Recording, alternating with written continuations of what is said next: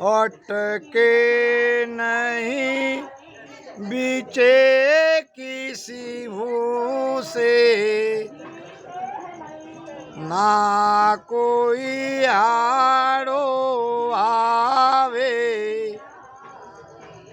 माया ब्रह्म सकल ही दूजे, सब कोई दर्शन चावे।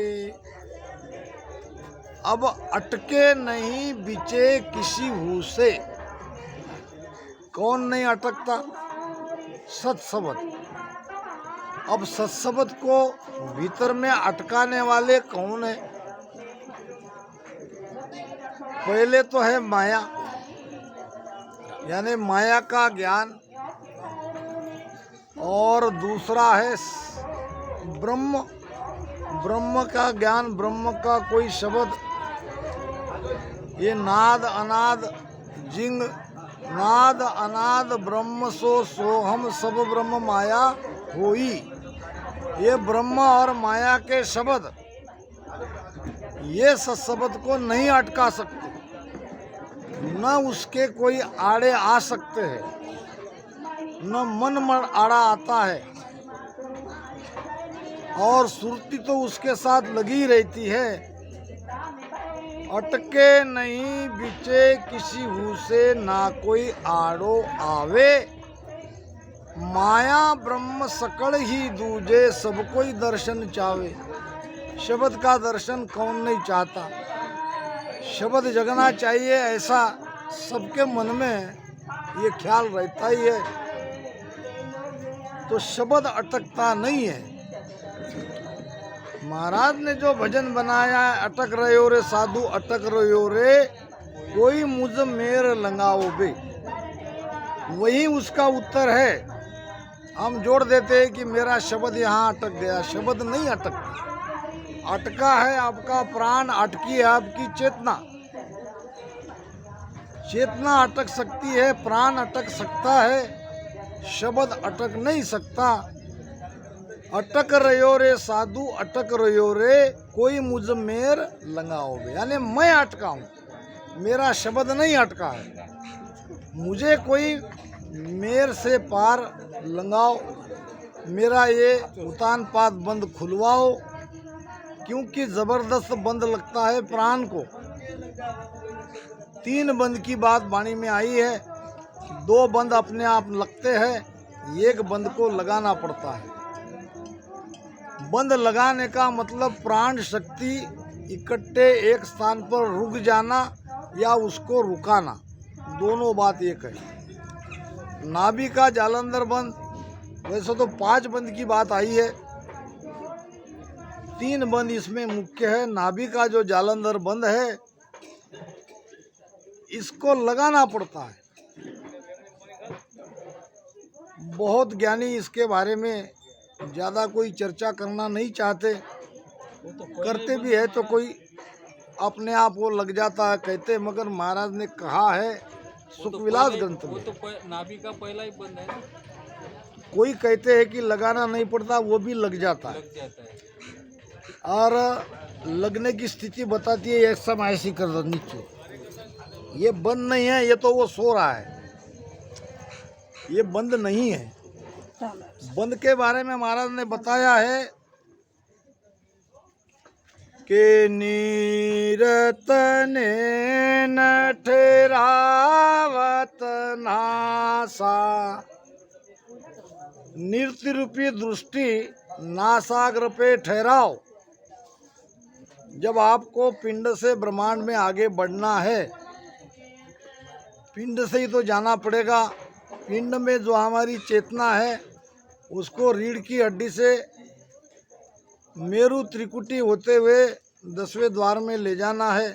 यही ध्यान का हमारा उद्देश्य है कि नीरत ने न ठहरावत नासा, सूरत पकड़ तोलत है सासा, मनवा करे पवन सुमे मेला, सूरत सबद दोनों हुए भेड़ा। नृत्य रूपी दृष्टि नासाग्र पे ठहराओ, सुरती श्वासा को तोलेगी, यानी श्वासा के साथ लग जाएगी। सूरत पकड़ तोलत है सासा। फिर ये जो मन भटक रहा था, जो बार बार ध्यान से बाहर जा रहा था और हमको भी ध्यान से हटाने की कोशिश कर रहा था, मनवा करे पवनसु मेला। दोनों श्वास में ये मन लग जाएगा और फिर सुरत शब्द दोनों हुए भेड़ा, फिर सुरती शब्द के साथ लग जाएगी। राम स्नेह परंपरा में मेड़ता में भी एक सुखराम जी महाराज हुए, बहुत लोग जानते हैं। खेचड़ा जी धाम बना है। खेचड़ा जी धाम रेण और मेड़ता के बीचों बीच है, सेंटर में है, थोड़ा बहुत कम ज़्यादा हो सकता है। वो धाम क्यों बना? दाता दरियाव महाराज के शिष्य थे सुखराम जी महाराज मेड़ता वाले, जो मेड़ता में रहते थे। अब वो रोज अपने गुरु की सत्संग सुनने के लिए, गुरु के दर्शन के लिए 20 किलोमीटर पैदल रेण जाते थे। फिर अब दाता दरियाव जी महाराज को लगा कि सुखराम जी को तो रोज आना जाना बड़ी तकलीफ की बात, वो भी पैदल। तो ऐसा कहा कि सुखराम जी, कल तुम इस समय में मेड़ता से निकलना और मैं रेण से निकलता हूँ। दोनों गुरु शिष्य आते थे और खेचड़ा जी की जगह बैठ के दोनों सत्संग करते थे, ध्यान सुमिरन करते थे। कई सालों तक उनका वो सिलसिला चलता रहा और फिर आज वो खेचड़ा जी धाम बन गया। दोनों गुरु शिष्य वहाँ आके मिलते थे रोजाना। तो उस सुखराम जी महाराज की बड़ी उच्च कोटि की वाणी है। उनके एक शिष्य थे, उनकी शिष्य परंपरा में आते हैं प्रेमदास जी महाराज।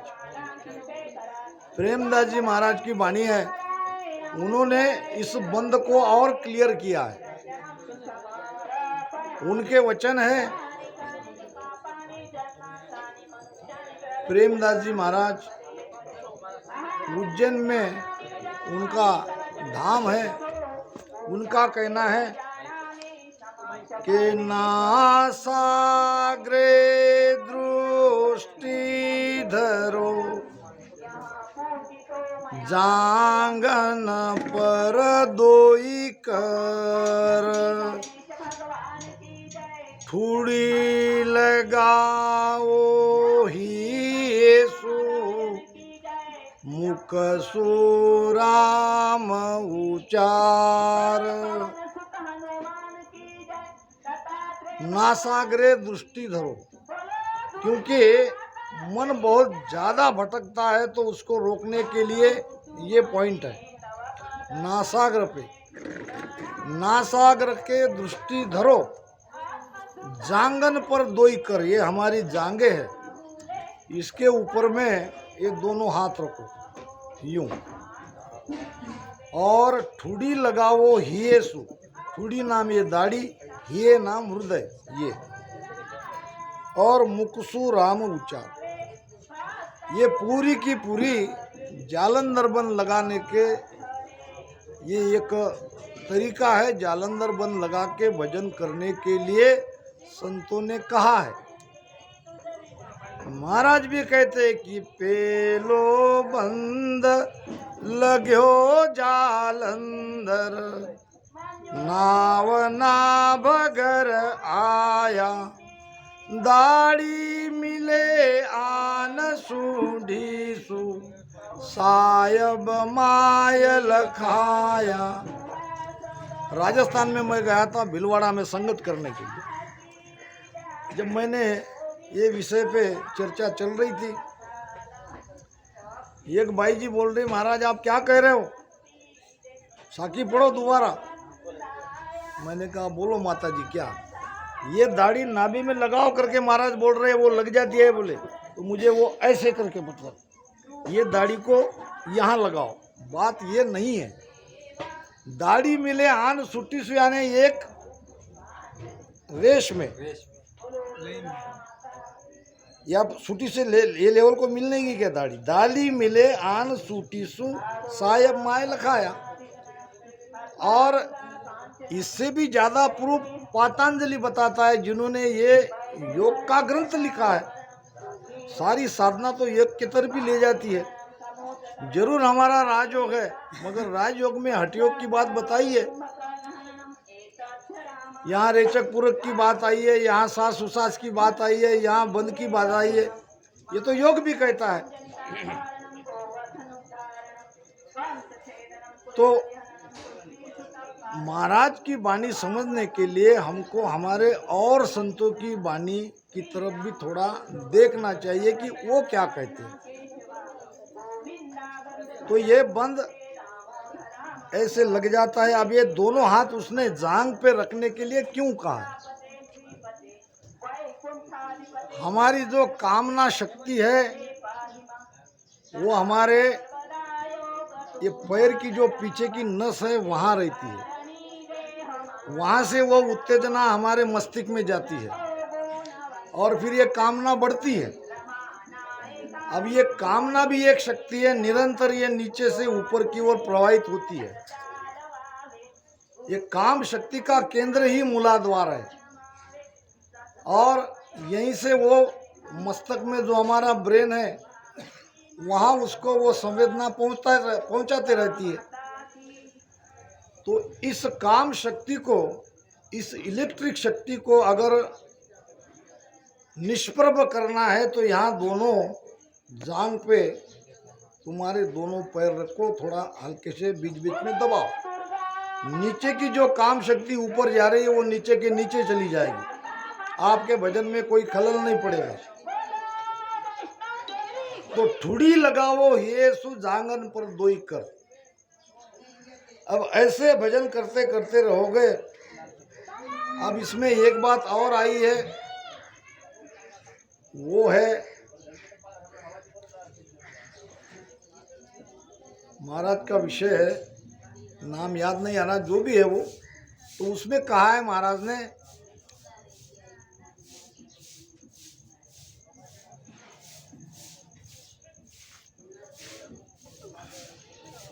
बांधे मूल सुरत घर लावे, मन पवना की गाट घुलावे।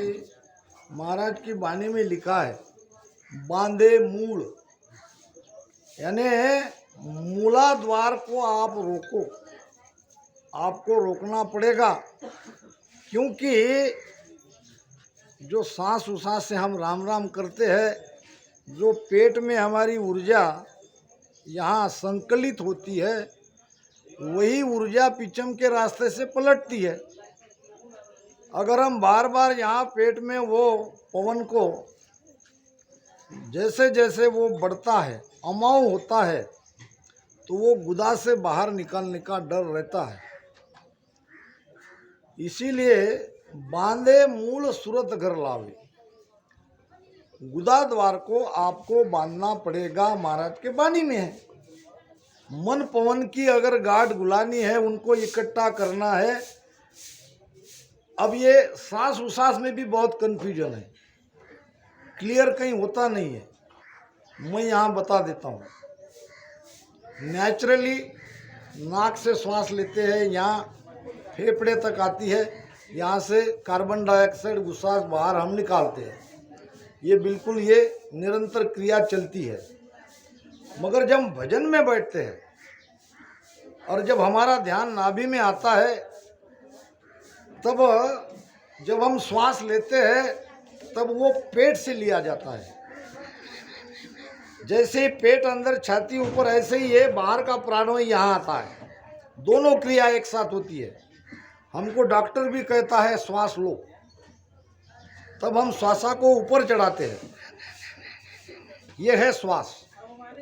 और उश्वास क्या? नीचे जब ये नाभि में पवन आता है वो है उश्वास। यहाँ पवन नाभि पेट भरेगा तभी तो वो नीचे जहाँ बंकनाल का मुख है, सुषुम्ना का मुख है, वहाँ वो प्रेशर देगा। सांस अमाऊ नाभ बंक पीछम दिसवाही। अमाऊ होने के बाद ये पवन बंकनाल से ऊपर चढ़ता रहेगा, वहाँ एक खतरा है गुदा से वो बाहर निकल न जाए। निकलता है, इसलिए उसका उपाय बता रहा हूँ। अगर आपको मूलबंद नहीं लगाना है तो मत लगाओ, कोई चिंता नहीं।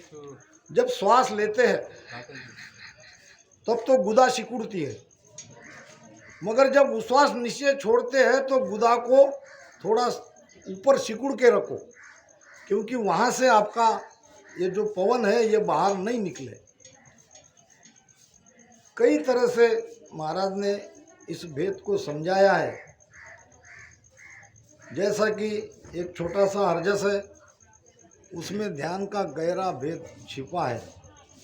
क्या कहा है महाराज ने?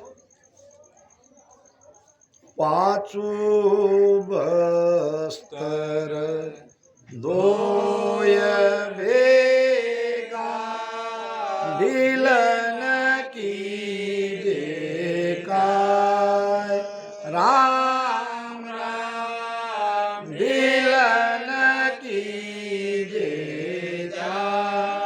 पटक पिछाटर ऐसो धोए पटक पिछाटर ऐसो धोए मिल रहे नहीं मां मिल रहे नहीं मां दो बिहारे दरगाह जानो मोर दो बिहारे दरगाह जानो।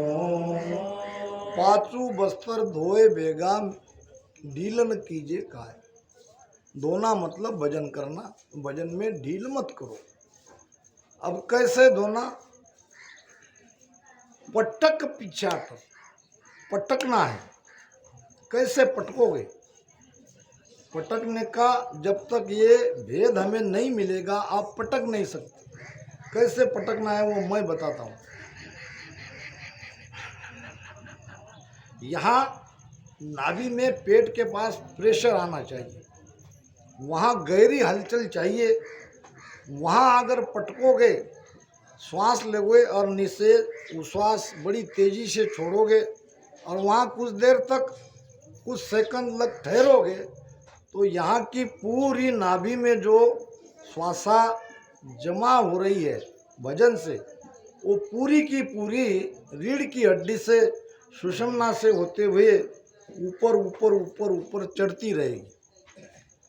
धोबी धोबन धोवन ताया पूर्व दिशारी बा राम राम पूर्व दिशारी अर्ध उरद का मार पछाटा अर्ध उरद का मार पछाटा नाभि कमल के घाट नाभि कमल के घाट दो बिहारे दरगाह जानो। अब दूसरा भेद बता रहे। धोने का जो दिशा है वो है पूर्व की। पूर्व यानी सामने से। श्वास ऊपर लेना और श्वास को नीचे छोड़ना। इसमें हम धो रहे हैं। धोना है मन को विषय से अलग करना है। ये वस्त्र 5 तत्व का शरीर को नहीं धोना है। धोबी धोबण चाल्या, मन धोबी सुरता धोबण। दोनों मन और सुरती लगा के हम सांस उसास में ध्यान कर रहे हैं। अब आपको पछाटा मारना है। पछाटा किसको कहते हैं? अभी कलकत्ते में गया था, उन लोगों को आके भाई तुम्हारी भाषा है, तुम बोलो पछाटा किसको कहते हैं। तो एक भाई ने कहा पछाटा यानी पटकना। पछाटा यानी क्या? पटकना। आपको पटकना है। हमारी बाइया जब कपड़े धोती है तो वो पटकती है, ऊपर ले जाती है और नीचे पटकती है। आपको भी नाभि से सा ऊपर ले जाना है, उसको नीचे पटकना है। ऊपर ले जाना है, नीचे पटकना है। अरद उरद का मार पचाटा। अरद नाम ऊपर, उरद नाम नीचे। नाभि कमल के घाट। नाभि में आपको सांस उसास को पटकते रहना है। उसमें प्रेम चाहिए, उसमें बाकी और सब बातें चाहिए। भीतर की ये जो भेद है, ये मैं यहाँ पे मेरी तरफ से जैसा मुझ पर कृपा हुई है गुरु महाराज की, जितना मैं जानता हूँ उतना खुला करने की कोशिश करता हूँ। कोई दूसरा इससे भी ज़्यादा कह सकता है, इसमें ऐसी बात नहीं है।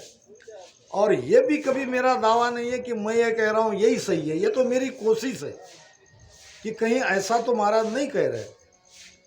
जिसको जो लगे वो उसको वैसा वो समझे।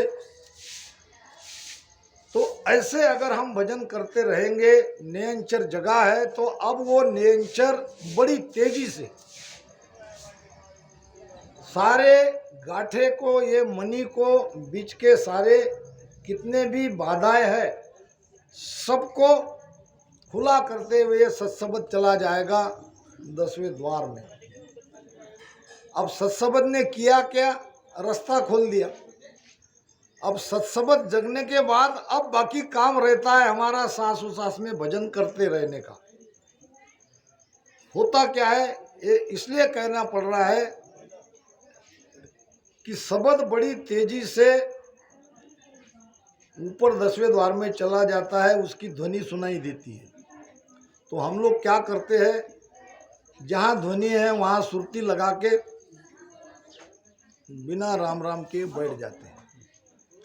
ये बहुत बड़ी गलती यहाँ पे हो रही है, क्योंकि शब्द जरूर वहाँ गया है, मगर शब्द ने जो पीछम का रास्ता खोला है उस रास्ते से अब हमको ऊपर चढ़ना है। हम यानी कौन? हम यानी हमारी जीवात्मा, हमारी आत्मा, हमारा पवन, हमारा प्राण, हमारी चेतना, हमारी शक्ति, ये तो पिंड में ही रह गई। और हम बैठे हैं वहाँ ध्यान लगा के, न श्वास में ले रहे न उश्वास में ले रहे। ऐसे से प्राण कभी पिंड से ऊपर ब्रह्मांड में नहीं जाएगा। अरद उरद का शास्त्रीय अर्थ ये है कि चेतना को पिंड से निरंतर ब्रह्मांड में चढ़ाते रहना।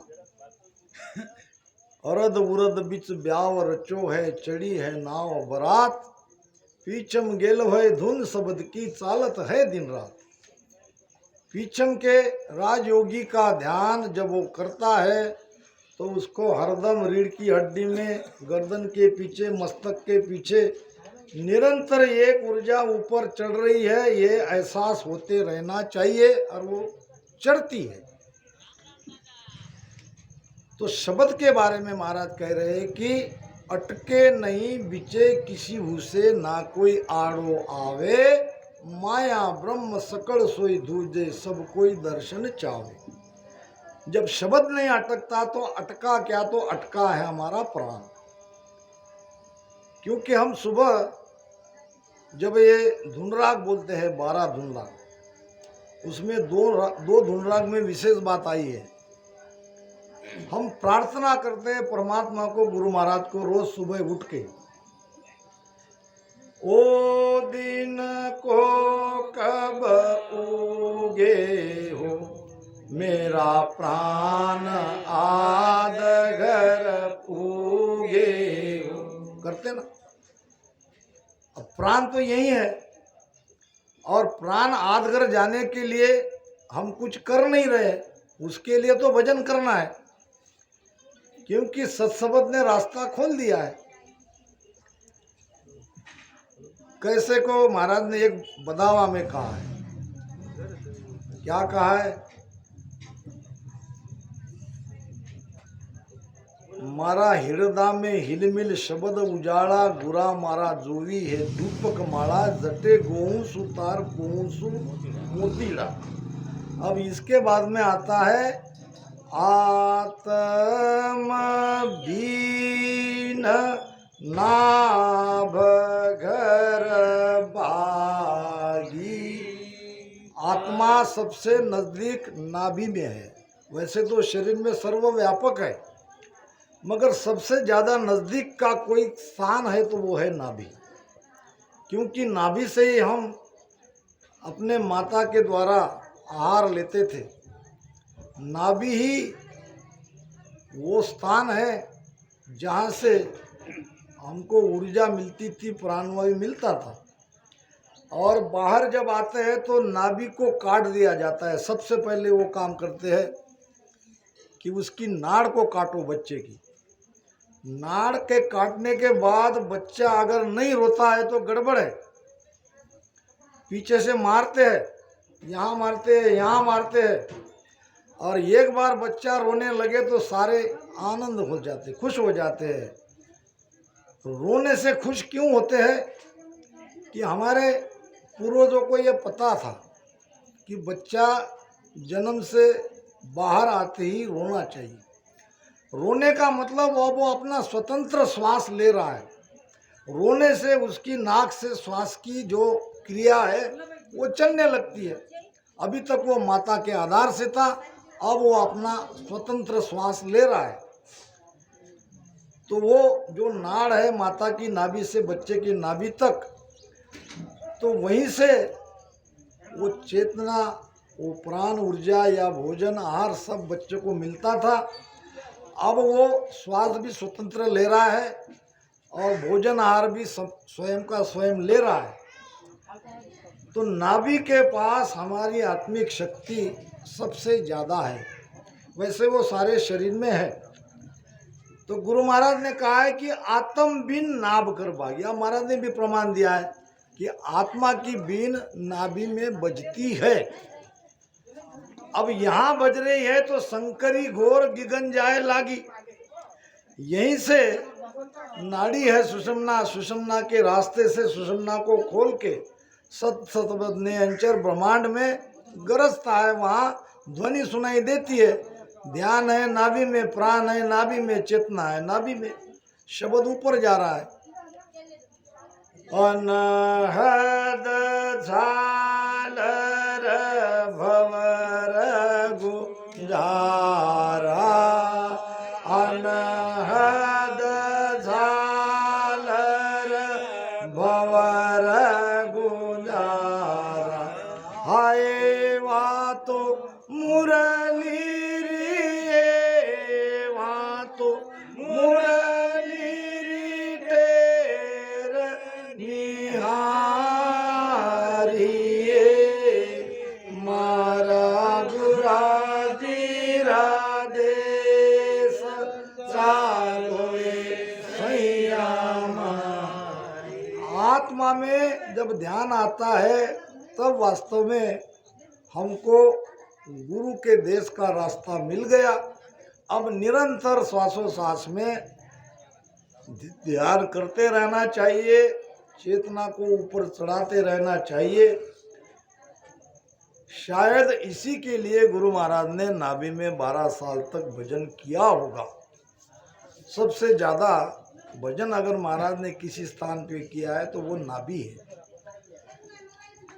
जब तक ये श्वासा नहीं पलटती, ये श्वासा पूरी तरह से जो ऐसे ईड़ा पिंगड़ा एक एक नाड़ी चलती है। अब ये दोनों ईड़ा पिंगड़ा जब तक उल्टी नहीं हो जाती, दोनों एक होके ऊपर नहीं ध्यान हमारा जाता, तब तक नीचे ध्यान करते रहना चाहिए। ऐसा ये भेद है, गुरु महाराज ने बताया है। अब समय हो रहा है